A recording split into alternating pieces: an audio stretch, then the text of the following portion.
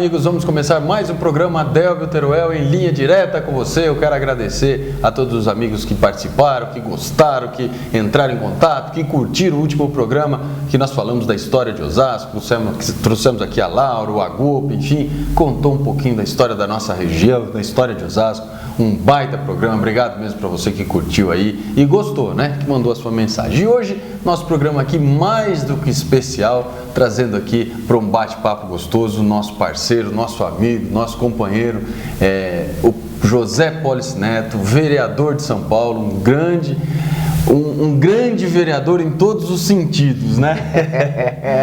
Eu fico muito feliz em poder estar aqui hoje recebendo o Polici, que vem falar um pouquinho aqui, vamos falar de política, vamos falar de bike, vamos falar de projetos, enfim, o Polici está aqui participando com a gente, vamos fazer esse bate-papo e Polici, quero te agradecer já de antemão da presença aqui. Tem que agradecer, alegria não. Muito grande, é o popular Netinho, né? O pessoal chama de Netinho, mas é o Polici Neto, nosso parceiro que vem aqui para participar desse programa de hoje e a gente fica muito feliz, Polici, em te receber aqui na nossa região, Osasco e toda a região oeste aqui, e a gente sabe do seu trabalho lá na Câmara Municipal, então quero deixar aqui os seus cumprimentos iniciais aí para a gente fazer um bate-papo, Polici. Não, primeiro é dizer da satisfação de poder estar junto com vocês, né? Acho que tem uma história sendo construída pela gente, a construção do PSD, essa foi a cidade mais importante do país, então aqueles que pensam que São Paulo foi a cidade mais importante para o PSD, não conhecem a história de verdade. Pode, né? Contar, né?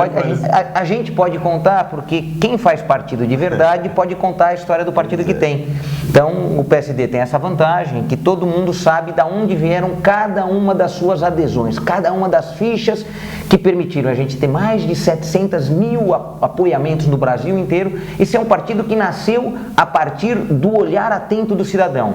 Eu não posso dizer isso dos outros, né? Ninguém vai lembrar quantas fichas foram preenchidas por um ou por outro partido. Do PSD, todo mundo sabe, a imprensa ficou em cima, todo mundo queria saber como um partido era construído. Mas a gente tem uma história anterior ao PSD e isso que nos traz ao PSD. Partido do equilíbrio, partido da responsabilidade, partido do preparo técnico. Vamos lembrar que para resolver os difíceis problemas da nossa cidade e das nossas regiões, e aqui no caso a região metropolitana, ou tem aplicação técnica de verdade, tem estudo, tem preparo, ou é balela, só enrola-se o povo. E a gente optou por esse caminho. É verdade que dá mais trabalho. Você tem que trabalhar, tem que estudar, tem que investigar internacionalmente quais foram as soluções e trazer para cá. Mas a gente não descansa. Então, a possibilidade de ter esse diálogo com a região oeste, a partir do município mais importante da região oeste, não adianta aqui a gente também não reconhecer.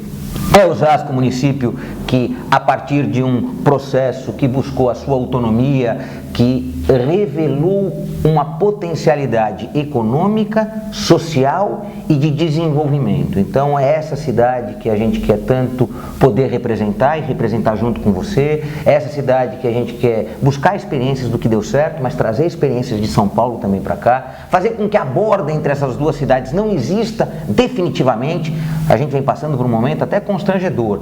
A região onde mais tem dengue é a ponta de Osasco e a ponta de São Paulo. Não faz nenhum sentido duas cidades que se desenvolveram tanto, que tem tanta riqueza, tem pobreza também, é verdade, mas tem tanta riqueza, a gente tem gente morrendo de dengue. Então não dá, é um negócio que nos envergonha. Então tá aí o prefeito daqui, o prefeito de lá, estão pagando mico e a gente sofrendo, porque não dá para aceitar que século XXI a gente vai ter dengue matando cidadão das nossas cidades. Mas esse é um pedacinho. Eu venho aqui para dizer do desafio da boa mobilidade, né? Como a gente vai fazer esses municípios circularem, gerar emprego, população ter mais riqueza para levar para dentro de casa, ter mais educação de qualidade que faça com que isso gire de verdade, portanto que gire a economia de verdade a partir dos conhecimentos que a nossa população adquiriu, ter uma saúde que promova bem-estar. Então não é só ter o prédio bonito ou achar que tem um médico, não, é promover saúde, promover bem-estar, as pessoas, e o povo tá alegre com a cidade que vive, sabe? Senão a gente fica achando que resolveu um probleminha aqui, pintou uma faixinha ali, fez uma bondade com um grupo social ali, resolveu o problema. Não, a gente tem que insistir com a tese que a gente tem que fazer o nosso povo feliz, dar a eles a condição de dizer o seguinte: eu sou aquele que define o meu futuro, só que eu quero que o poder público me dê essas condições. Então acho que esse é o bom debate, a gente quer um pouco disso. Foi assim que a gente foi presidente na Câmara lá em São Paulo em 2 anos, abrindo as informações do poder público em São Paulo, realizamos a primeira maratona hacker, pegamos todas as informações públicas, colocamos na nuvem e a garotada foi para dentro do plenário, ficaram 48 horas dentro do plenário manipulando os dados para entender a cidade que eles vivem. Então isso nos dá muito orgulho, ter aberto a famosa caixa preta que se tinha historicamente nos legislativos. Isso foi levado para Brasília, isso foi levado para outro, fui receber em Genebra, na Suíça, um prêmio por conta disso. Então tem coisas que a gente se orgulha. Fui 2 vezes reconhecido, no primeiro mandato começou em 2005 e o outro começou em 2009. Aproveita, conta aqui pra gente, Polis. Nós estamos falando aqui, entramos no bate-papo. O Polis é o nosso coordenador aqui da região metropolitana do PSD, é o braço direito do nosso presidente nacional Kassab, é um grande companheiro, grande amigo. Mas eu queria, Polis, você começou a falar, mas conta um pouquinho da sua trajetória, Polis. Como é que começou? O Polis, você já não começou já presidente da Câmara? Não, como é que foi? Conta pra gente, Polis, pro pessoal conhecer tem uma coisa interessante, o Debo fala, a gente é jovem, estou com 41 anos, o Debo não tem muito mais do que isso, mas... Só um pouquinho. Mas eu com 20 anos começo a trabalhar na Assembleia Legislativa. Então eu tenho uma passagem de quase 10 anos na Assembleia Legislativa, começo em 94, termino em 2004, trabalhei com o governador Mário Covas, fui chefe de gabinete da liderança do governo, então eu era o assessor técnico e fui assessor técnico durante os 6 anos que o Covas foi governador. E posso confessar para vocês, apaixonado por aquele espanhol bravo que era absolutamente intolerante com as desigualdades. Então, quando saía para trabalhar e via uma cena agressiva, ele reagia. E eu sou dos políticos que gosto de reagir quando a coisa está errada, porque tem aqueles que já são tolerantes, sabe? Que aceitam, que acham que tudo bem, é assim mesmo. Eu sou daqueles que eu não aceito. Então eu começo a minha militância política antes disso. Eu participei do Clube dos Tucaninhos, então eu fui do PSDB. Só te interromper, você falou aí que você teve um contato com o espanhol bravo, né? Eu tô falando que o mundo é redondo, porque você tá caindo em outra, viu? E acho que essa coisa muito bacana de começar a militância política muito cedo. Eu comecei com 14 anos em Grêmio Estudantil, participei do Clube dos Tucaninhos, então vivi a prática partidária e política antes de poder votar. O PSDB tinha um núcleo chamado Clube dos Tucaninhos que trabalhava exatamente com isso, trabalhava com aqueles que ainda não tinham idade para votar, então eram todos aqueles com menos de 16 anos, eu começo por ali. Depois milito no interior, também no PSDB, eu fiz faculdade em São Carlos, na Federal de São Carlos, Sociologia, e lá ajudei também a um pouco organizar o partido. Foi a época da candidatura nacional do PSDB, a primeira candidatura, que foi a candidatura com o nosso saudoso, depois governador Mário Covas. Naquele momento ele era o candidato a presidente. Participei aqui em São Paulo da candidatura do Serra pela primeira vez, a candidatura de 88, com muito orgulho também. Lembro da Rádio SP, a Rádio SP era a forma com que se comunicava o Serra com a cidade. Fui presidente do Diretório Municipal do PSDB de São Paulo, fui o mais jovem presidente do Diretório Municipal de São Paulo, de 2000 a 2004. Em 2004 fui candidato a vereador, tive 22 mil e poucos votos, fui a zebra, porque todos apostavam em uma série de nomes e eu era um assessor. Tudo bem, tinha tido algumas oportunidades, mas nunca na cabeça dos partidos aquele que trabalha na burocracia vai ter a oportunidade política. Sempre é alguém que está no ambiente de decisão política, e eu estava na burocracia dentro do legislativo ainda, então muitas vezes servindo a parlamentares que já tinham seus acordos políticos, mas eu tinha uma vontade. Montei uma campanha que foi divertidíssima, a gente fez a primeira campanha limpa de São Paulo, então em 2004 a gente fez uma campanha sem banner, sem faixa, sem nada, distribuímos 240 mil jornais, tivemos 22.700 votos e entramos. Primeiro quadriênio, eu tive a oportunidade de ter sido chamado pelo Serra e mantido pelo Kassab secretário. Fui secretário de Participação e Parceria, desenvolvi a maior plataforma de abertura digital para a cidade, com os telecentros. Então São Paulo chegou a ter quase 500 telecentros, quase 3 milhões de usuários, aquele período que ninguém ainda tinha computador em casa e ainda não tinha smartphone. Então ou você oferecia o acesso público e a educação digital, ou então as pessoas talvez hoje não tivessem o que tem. Então foi um período muito bacana, muito bonito. Fui dirigente do Conselho Municipal dos Direitos da Criança e Adolescente, então atuei incisivamente em garantia e proteção dos direitos da criança e adolescente. Fui o único secretário conselheiro, então tenho muito orgulho dessa minha atuação junto à criança e adolescente, junto à educação, junto à tecnologia. Eu volto para a Câmara para ser líder do CASAB.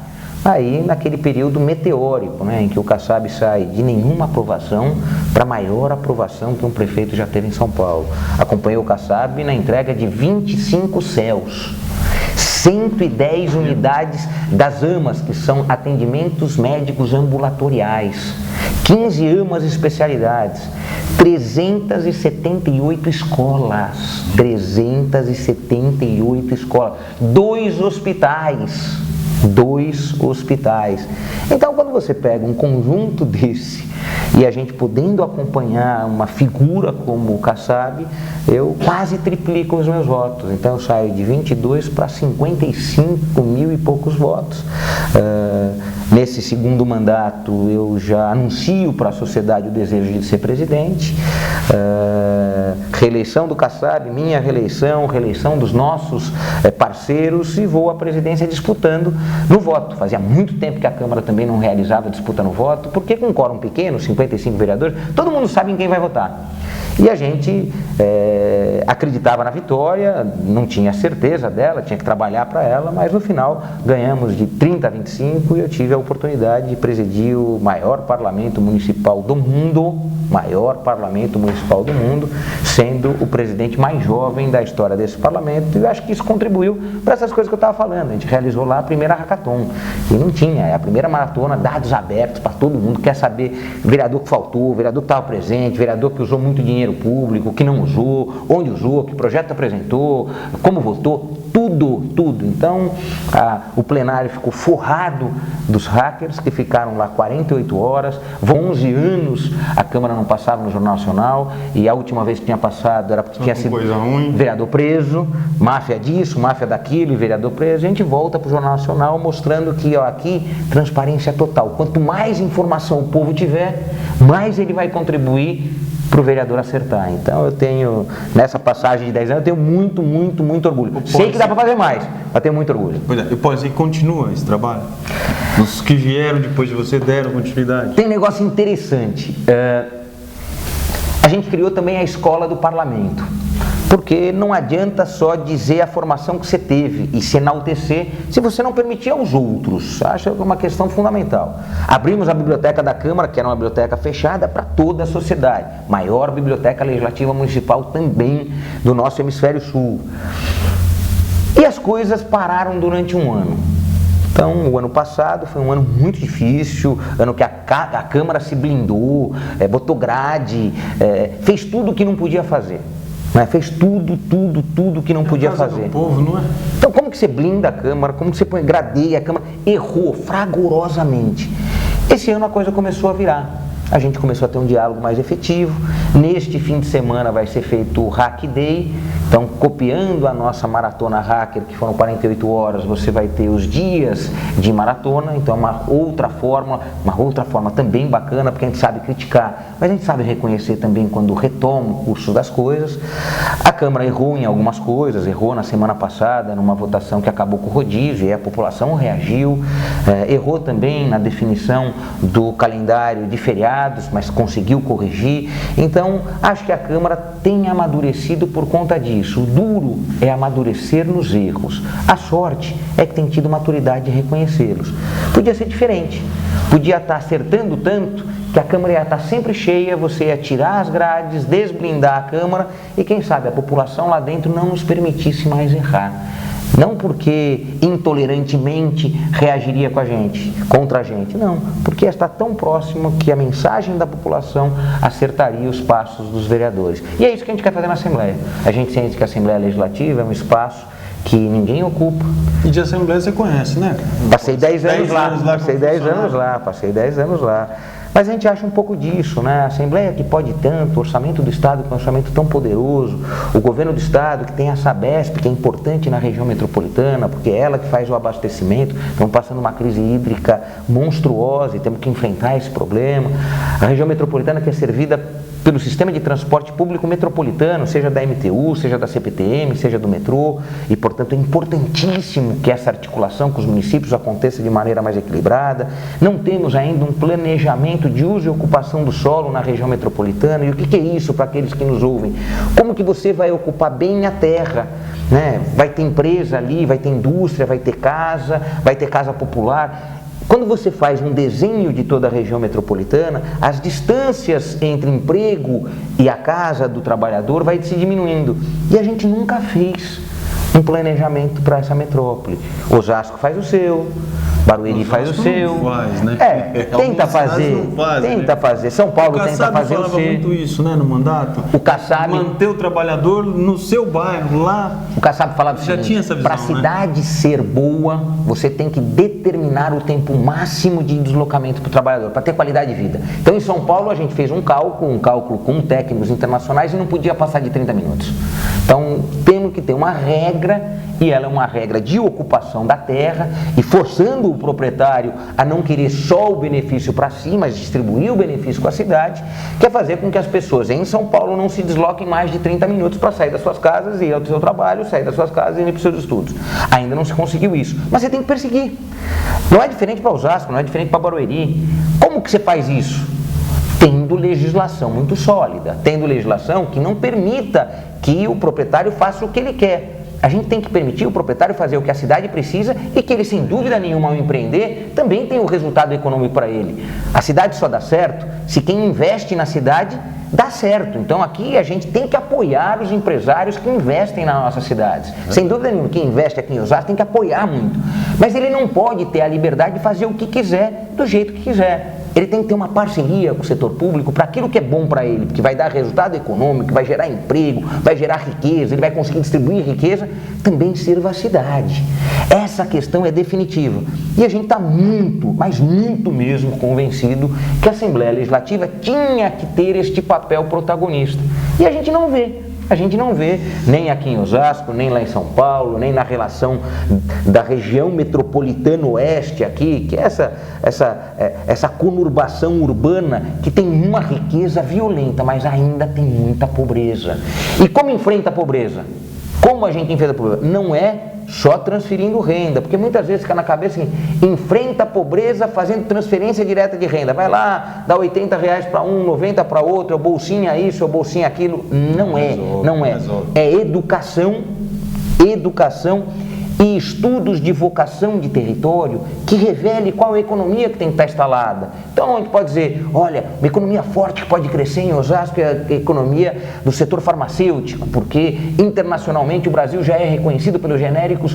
Então vamos buscar a indústria, vamos buscar a universidade de química, universidade farmacêutica, vamos criar esses clusters, que são essas unidades de desenvolvimento local que gere riqueza e partilhe riqueza, porque aí o trabalhador também é bem remunerado. Essas questões têm que ficar mais claras. E isso não é para o mal do vizinho que não vai ter a indústria que se tem aqui, é para ele também escolher a dele. Se cada um conseguir encontrar a partir da sua vocação a economia que revela uma cidade forte, seja com a indústria da transformação pesada, com a indústria química, com a indústria farmacêutica, com a estamparia e a metalúrgica, com a automobilística, ou será com a da bicicleta, que é uma daquelas que a gente gosta muito que aconteça. E daqui a pouquinho nós vamos falar bem desse tema aqui, vamos falar muito de bicicleta. Mas, Polis, você está falando nessa situação da Assembleia, você é vereador, conhece a Câmara Municipal, foi funcionário da Assembleia, conhece.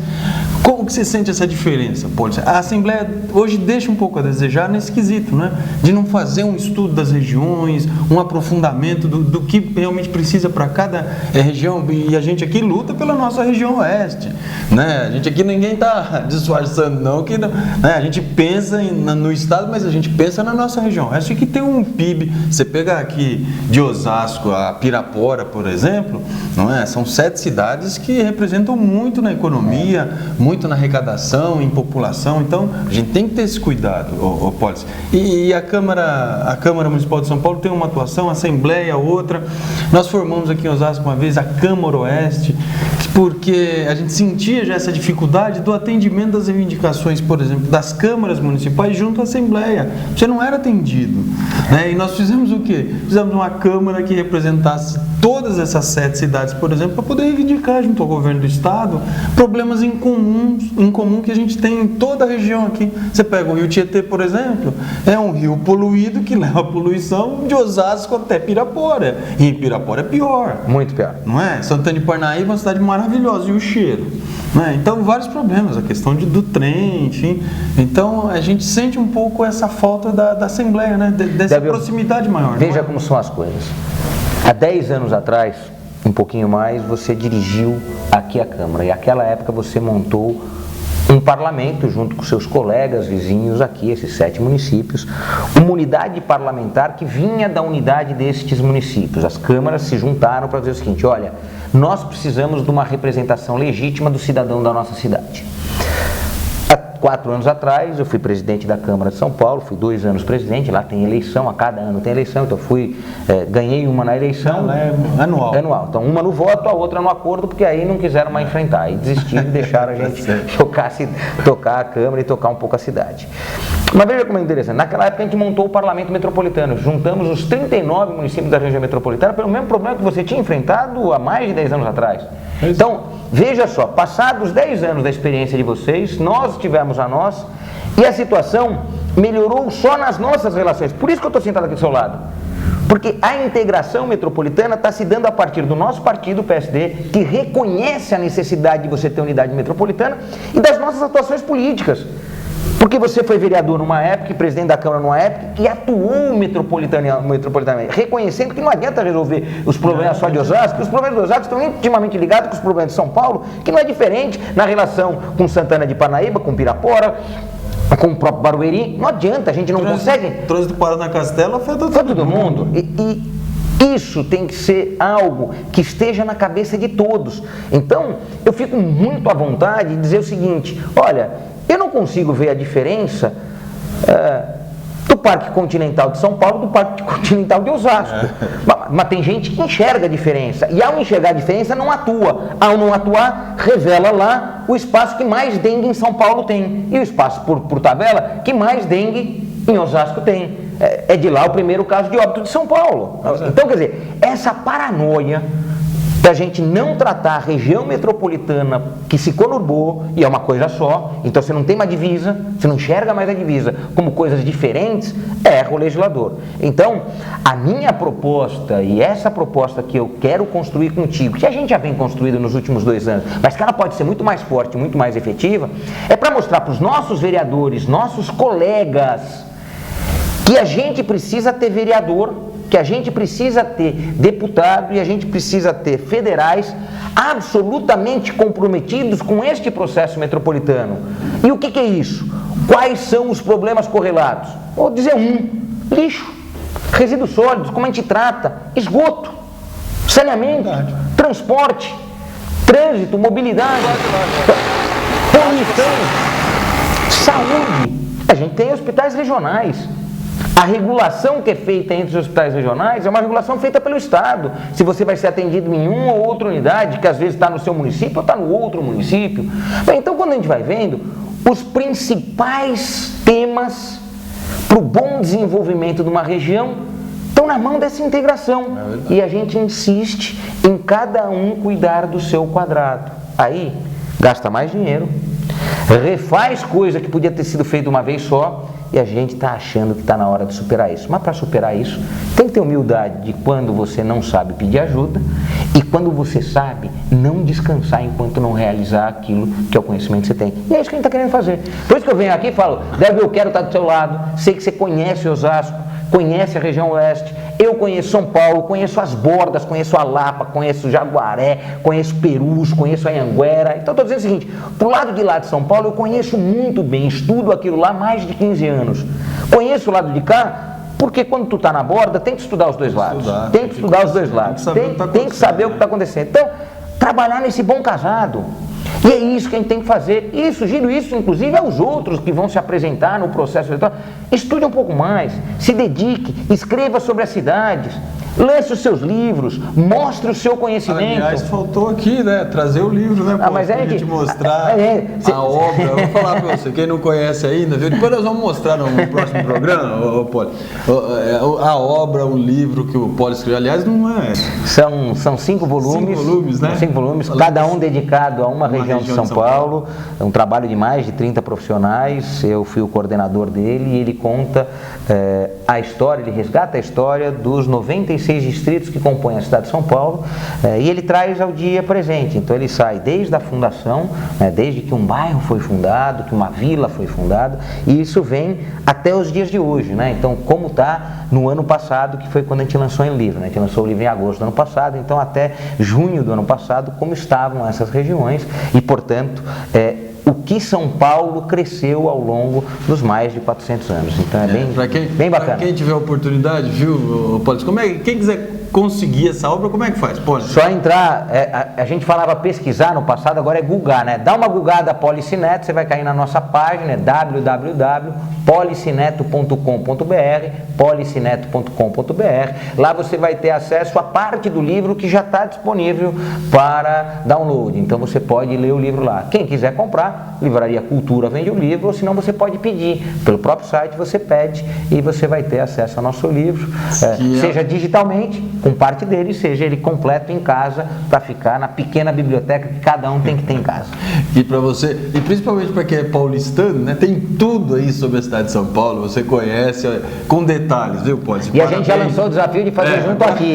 Já lançamos o desafio de fazer junto aqui na região, percorrer, chamar. Você fez isso no último programa, eu sei, assisti e vi. Então você já tem material e gente para contar a história. Ajudar, né? Então acho que vale sempre quando você põe à disposição parte do seu conhecimento, muita gente te acompanha. Então essa questão da gente sempre deixando ali, claro, transparente para todo mundo, um pedacinho da história do nosso povo, isso preenche as pessoas de poder. Então empodera a população das nossas cidades quando a gente conta para eles o quanto a gente já evoluiu. Porque não fica na cabeça das pessoas só o problema. A gente tem problema, ninguém vai esconder, mas a gente já saiu de uma forma e de um espaço muito pior, né? Então a gente vem evoluindo. Às vezes a gente acha que está sendo lento demais. Por isso que a gente se apresenta. A gente se apresenta para pedalar, para correr e fazer a coisa funcionar um pouco melhor.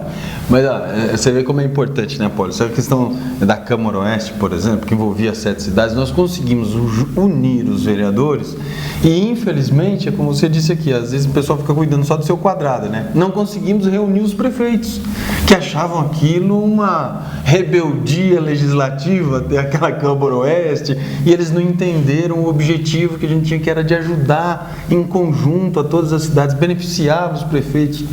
Eu acho que o único inteligente na época que enxergou isso foi o prefeito de Pirapora, né? Da menor cidade. Da menor cidade ele conseguiu enxergar. Por quê? Porque ele conseguiu se beneficiar de uma ação nossa, da Câmara Oeste, para ir lá em Pirapora fazer a reivindicação, porque a espuma cobria a cidade, né? E aí, claro, né, na época o governador acabou indo lá e fez uma liberação de esgoto para toda a cidade, então ele conseguiu colocar esgoto em toda a cidade. Claro que o problema não era do esgoto de Pirapora, mas trouxe benefício para a cidade de Pirapora. Então a ideia tem que ser essa mesmo. E você vê, né, Poli, se aqueles prefeitos da época tivessem abraçado a causa, hoje nós poderíamos ter várias obras, né? Teria tido condição de juntar pessoas para contar a história de Osasco, de Barueri, de todas as cidades, para ter, como você fez lá em São Paulo, uma obra dizendo de quais os problemas e apontando os rumos, apontando um pouco de rumos, né? Para essa região toda, que é uma região maravilhosa, uma região que a gente, eu sou suspeito de falar, mas adoro aqui, viu, Polis? Mas enfim, o Polis dá essa aula aqui pra gente, mas ele é um grande amigo e nós já fizemos aí uma caminhada de bicicleta, é assim que fala, não? Pedalada. Uma pedalada de bicicleta, e o Polis é muito voltado nessa questão da mobilidade urbana, da bicicleta. Um pouquinho pra gente. A gente tem na questão, vamos entender cidade, metrópole, e dos principais problemas que se tem nela é circular. E você tem que buscar alternativas para isso. E quando a gente observa o que o mundo fez, o mundo usou todas as alternativas. Usou transporte sobre trilho de maneira muito eficiente, então as cidades que tem muito trem, que tem muito metrô, funcionam muito bem. Usou outras cidades que usaram bons corredores estruturados, e algumas optaram pelo transporte não motorizado. A bicicleta é um deles, é o carro-chefe. Então, algumas grandes cidades do mundo, Londres é uma delas, Tóquio tem muita bicicleta, Osaka tem muita bicicleta. Então, as cidades foram encontrando na bicicleta uma fórmula. Bogotá hoje cresce muito o uso da bicicleta, uma cidade de 8,5 milhões de habitantes, e a gente vem trabalhando com esse conceito de que para trajetos não superiores a 15 quilômetros, em que você tenha a proteção ao ciclista, você passe a usar isso como uma lógica de transporte. A cidade de São Paulo vem debatendo muito a partir da implantação das ciclofaixas de domingo, a bicicleta como modal de transporte. Vamos lembrar que é um sucesso quase que internacional já essa questão da faixa. Quando ela é bem instalada e ela não atrapalha o fluxo regular de veículos aos domingos e feriados, ela tem tido muito vigor de dar inclusive uma atividade para uma parcela da população que muitas vezes aos finais de semana não tinha nenhuma oportunidade. Não fazia nada. Não fazia nada. Então, e ela revela a bicicleta como capaz de te levar a distâncias que você jamais imaginou. Então, o que tem de interessante, a faixa que São Paulo implantou, e eu participei ativamente disso com, à época, o secretário Walter Feldman, que foi deputado federal, foi deputado estadual e foi secretário do Kassab, é que a gente queria mostrar para São Paulo que São Paulo, se cuidasse do ciclista, da proteção, da educação no trânsito, podia utilizar muito a bicicleta. E isso passou a acontecer. A bicicleta começou a ficar mais presente, e na semana passada a gente votou em primeira. Em São Paulo a gente vota em duas vezes, né? A primeira é a admissibilidade, a segunda é que você vota mesmo. Um programa de incentivo ao uso de bicicleta como modal de transporte. Fazendo o quê? Fazendo com que a bicicleta tenha redução tributária. Reduzindo os impostos federais? Não, porque a gente não pode, o legislador municipal não pode, mas você devolve o imposto daquele que compra a bicicleta na cidade de São Paulo. Então, o cidadão que mora em São Paulo, que compra uma bicicleta, vai ter devolvido toda a carga tributária. E a carga tributária que incide sobre a bicicleta é alta, chega a 72%. Então, você comprar uma bicicleta de R$1.000, 700 é de imposto. A bicicleta custaria 300 só. Então, o que a gente está fazendo? Estamos limitando a um salário mínimo para ninguém ficar comprando bicicleta muito cara, porque também não é o motivo.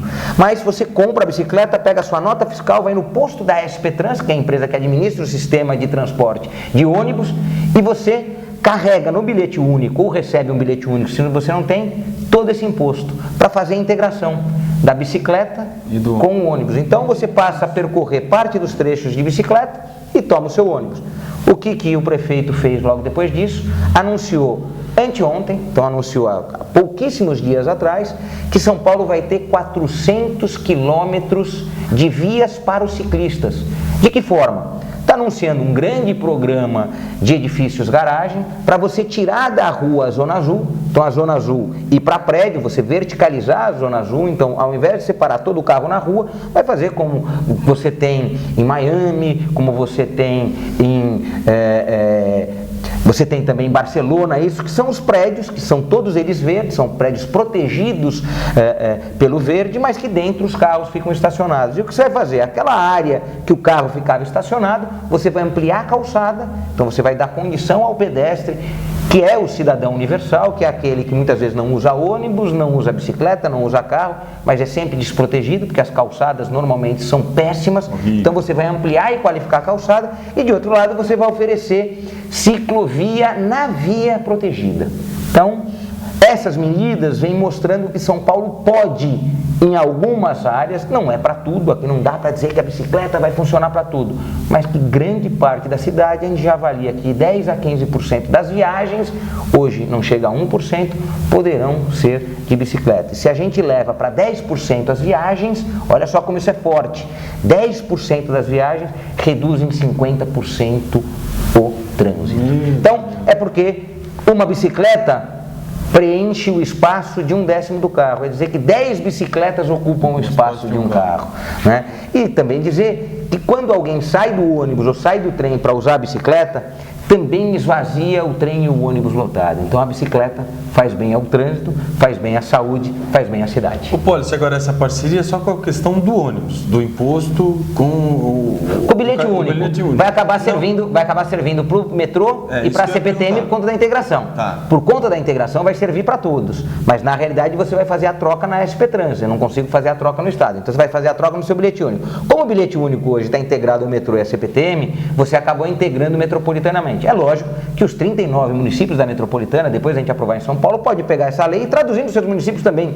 E aí a gente pode ter... a Assembleia Legislativa fazer... Sem dúvida nenhuma. A Assembleia Legislativa pode mais. Ela pode discutir o ICM da bicicleta. A bicicleta paga um ICM de 18% e a gente acha que está na hora de você reduzir o imposto daquilo que você tem interesse que venda mais. Não vender mais para alguém ganhar, vender mais porque faz bem para a cidade. Tá aí, o Policy falando aí da questão da bicicleta, eu sei que tem muita gente da bicicleta que acompanha, que tá por dentro, você que é aqui de toda a região oeste, ó. Depois vamos colocar aqui embaixo aí o letreiro aqui do site do Policy, né, Policy? Facebook, enfim, para poder você entrar, acessar, ver esse projeto, cobre aí na sua Câmara, viu? O seu vereador pode apresentar isso também. Então, é um trabalho bonito. Mas o Policy esteve aqui hoje participando com a gente do programa, andou pela cidade toda hoje, né, Policy? Fomos visitar aí os jornais da cidade, televisão, programa de televisão, enfim, e o Policy caminhou um pouco aqui pela nossa cidade, pôde sentir um pouquinho de Osasco, um pouquinho da nossa região, um pouco mais, porque ele com certeza vai trabalhar aí muito aqui com a gente, nessa região que tem um PIB de 95 bilhões, né, Policy? É isso? 95 bilhões é muita coisa que tem que ser bem aproveitada. Então, a gente fica muito feliz em poder estar aqui, Policy, às vésperas da Copa do Mundo, né? Como é que você está vendo essa questão, Policy, da Copa aqui? Principalmente em São Paulo, né? Torcer para dar certo. Tem que torcer para dar certo. Acho que a gente não pode jogar nenhuma carga negativa. Com todas as dificuldades que a gente tem, a gente quer mostrar para o mundo que a gente sabe fazer as coisas. Depois, a gente se fecha aqui, quebra o pau com quem errou.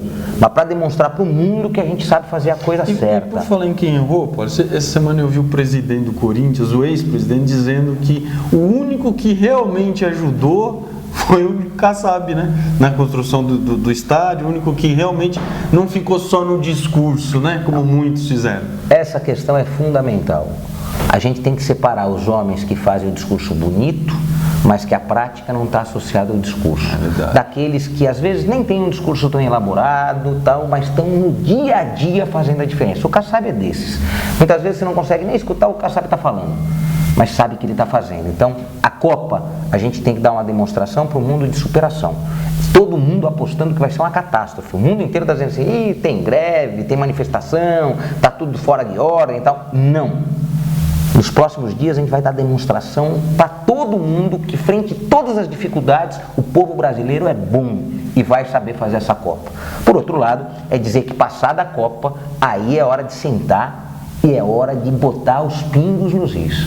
Quem errou vai pagar caro pelo erro. É verdade. E quem acertou tem que ser reconhecido e elogiado. Mas eu quero dizer da satisfação de dar essa correria gostosa num dia de garoa, portanto, com um dia de cara de São Paulo. Então eu trouxe a cara de São Paulo para cá. É bom porque como a gente errou no saneamento e no abastecimento, está faltando água, então sempre que chove um pouquinho a gente não reclama mais, a gente agradece também a chuva, mas agradecer também a oportunidade de participar não só daqui do programa, mas uma série de ações que você vem desenvolvendo, você e os seus amigos, né? Amigos que curtem a cidade, a questão da doação de sangue, que a gente já está disposto, estamos dizendo aqui que vamos participar com vocês, a questão da gente olhar com mais carinho cada detalhe da nossa cidade e da nossa região, e aí ajudar, fazer as informações chegarem para o mesmo espaço, e a gente sabe que o programa do Delvio Teruel tem essa característica, fazer com que todo mundo mande informações. Então, mande informação para cá, tu é de São Paulo, tu é daqui da região oeste, é de Perus, é aqui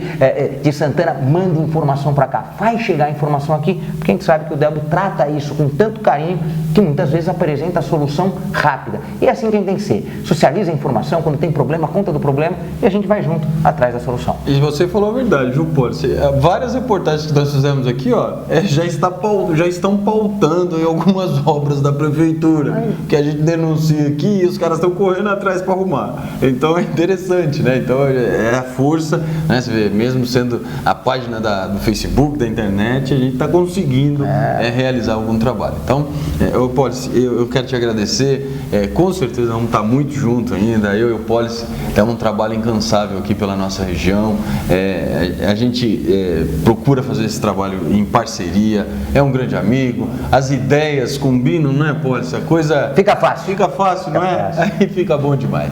Mas, Policy, para encerrar aqui de uma forma diferenciada, nós estamos torcendo muito pela Copa, né? Quem você não queria na final contra o Brasil? Conta pra gente, Policy. Uma seleção dessas aí. Eu hoje me assusto muito, mas me assusto muito com o preciosismo, com o trabalho, não é talento, mas é trabalho, dedicação do time alemão. Então, se tem um time que eu falo assim, não quero encontrar na minha frente, é a Alemanha, porque a gente sabe que os caras se dedicam 24 horas, são chatos, a defesa deles é mordedor, o meio-campo deles ocupa todos os espaços, e eu gosto do futebol arte, eu gosto do futebol que encanta, daquela plástica, do bom drible, e jogar com o alemão é pedreira, E só pega na final, né? Só pega na final. Então, pra gente, ou melhor, pra mim, a Alemanha eu quero distante, porque eu não quero jogo feio, eu sei que com a Alemanha, quando jogo com eles, é pedreira, eu quero jogo bonito, eu quero poder ver o Neymar driblar, quero poder ver a bola indo para a linha de fundo com os nossos laterais. Então, essa é a questão da magia do futebol. Então, a magia do futebol não está na força, e o time alemão é um time de força. A magia do futebol, para mim, está na arte do bom drible. E aí, isso a gente vai ter que torcer muito para o Neymar estar inspirado. A nossa seleção está se estruturando, não está ainda, mas vai dar conta do recado e vai dar muita alegria para esse povo sofredor brasileiro. Os irmãos argentinos já chegaram lá em Belo Horizonte dizendo que vão ganhar a Copa, que chegaram os campeões, tem até faixa lá. O pior é que eles estão criando uma polêmica lá em Belo Horizonte, né? Porque na sede do Atlético Mineiro eles forraram de azul, que é a cor do Cruzeiro.